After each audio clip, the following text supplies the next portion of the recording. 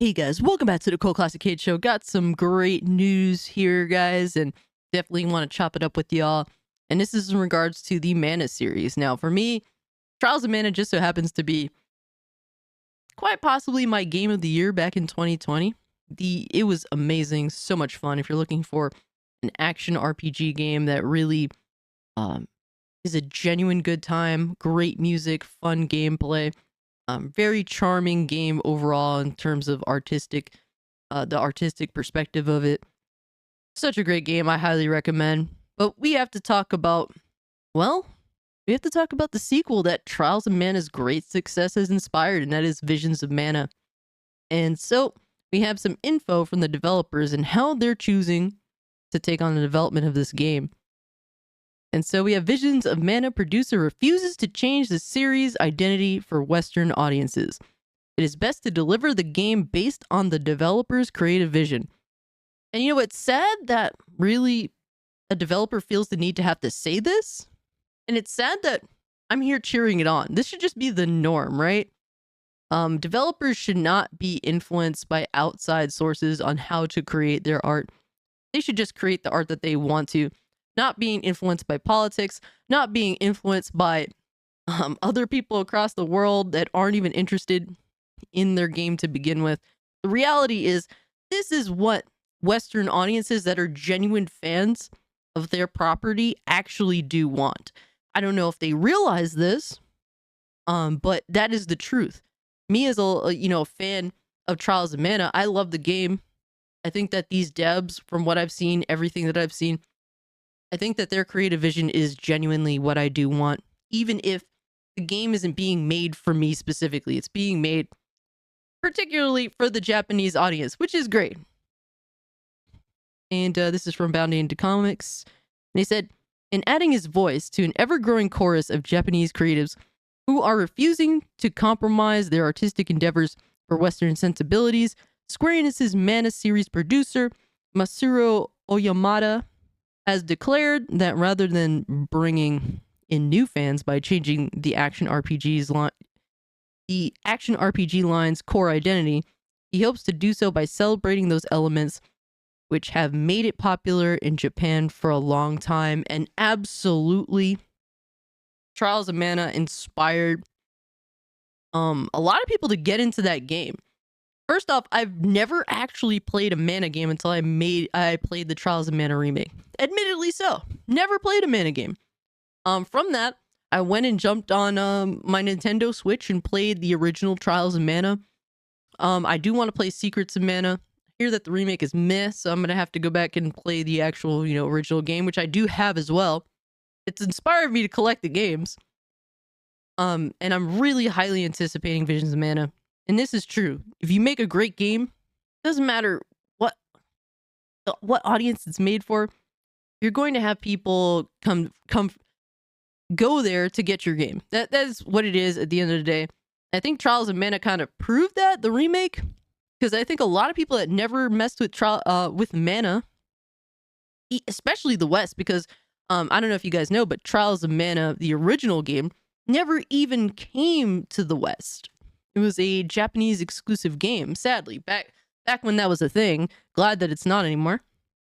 But Oyamada has served in his position ever since the 2009 port of Secrets of Mana, made clear his disinterest in chasing a wider audience during a March 2024 interview with video game news website Automation. Amidst a larger discussion of the creative direction he and his team would be taking with the upcoming Visions of Mana, Oyamada was at one point pressed by the outlet as to whether or not he had seen a difference in the reaction of the announcement of the series' next entry between Japanese and overseas players. In Japan, there are many people who have been playing the series for a long time and are familiar with the IP's history. So the reaction has been half expectant and half anxious, the producer told the outlet. On the contrary, overseas players showed a lot of curiosity about the game and what it entails, including if it would be available on the platforms that they own. The difference between the reactions is somewhat interesting. Wow.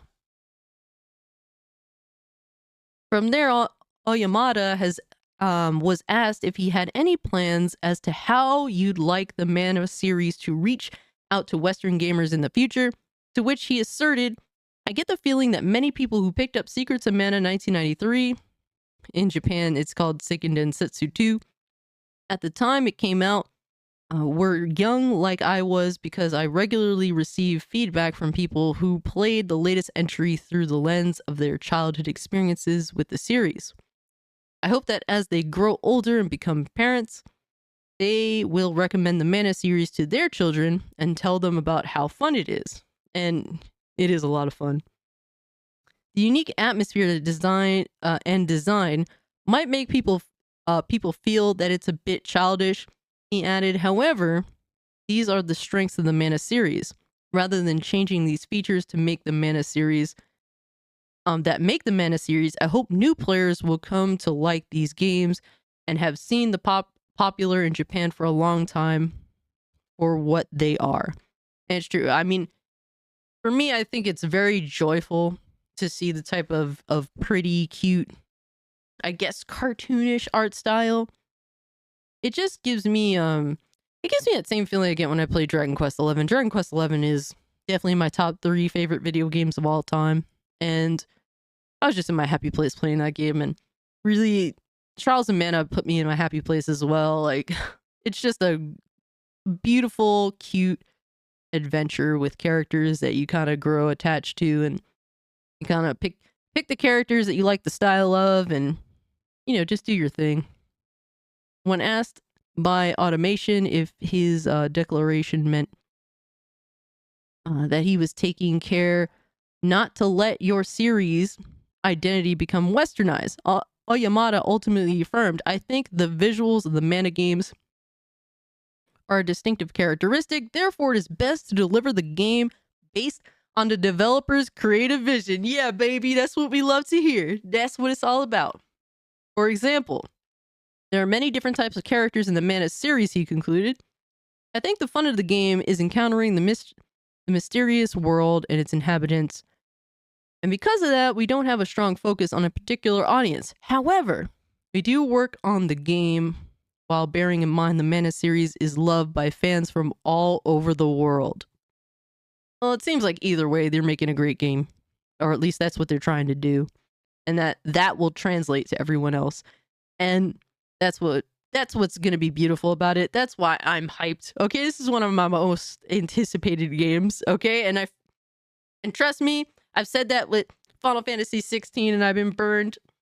I've said that with Dragon's Dogma 2, got burned sadly. I feel like this is the one, guys. I feel like this is the one that's not gonna burn me. I feel like this is the one that I'm gonna buy it. I'm gonna buy on Steam, and I'm gonna hopefully be able to play it on my PC as well as my Steam Deck, and just have, oh my god, this amazing time that I'm so highly anticipating. I mean, I love the art style. I like the character designs. I was watching recent gameplay, and I really enjoy what they got going on there. It looks like a lot of fun. My only genuine concern at this point will be localizers. Will they do what they have to do? I don't know. I don't know who's going to be one of the localizers. Either way, I'm getting it. At the end of the day, it wouldn't be... Localizers have effed things up during the course of our entire life. A lot of localizers now, unfortunately, happen to be politically motivated, which is really problematic. But either way, I'm getting the game. I don't care what goes down. I will definitely shit on localizers, though, if they earn that.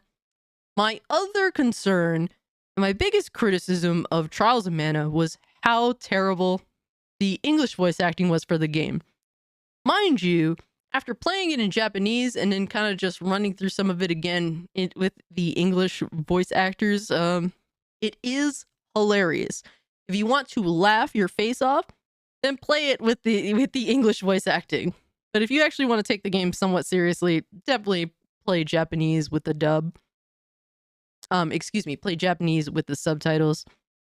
But I hope that they will Square Enix will put a little more money into getting competent voice actors. They don't have to be the greatest thing of all time, but definitely need to be better than the noobs that they casted in Trials of Mana, please. But I love to hear this from the creators. I hope that they make a wonderful game. I'm hoping that it comes out, in clean working order. That would be great. I can't wait to play it, guys. Let me know what you think about this. If you haven't played the Mana series, I recommend giving it a go. Love Trials of Mana Remake. But if you can, like the video, share the video, subscribe to the channel. We are closing in really fast on 5,000 subscribers, so any assistance you guys would be greatly, greatly appreciated. You guys have already gotten me this far, and you are amazing, so thank you for that. Consider becoming a channel member. A basic 99-cent membership gets you instant access to the Discord, gets you cool Ziggy emotes for when we're live streaming, and it's a lot of fun to do live streams and hang out with you guys. And yeah, also got a merch store if you want to check that out. Description below. And yeah, with all that being said, I'm out. Peace.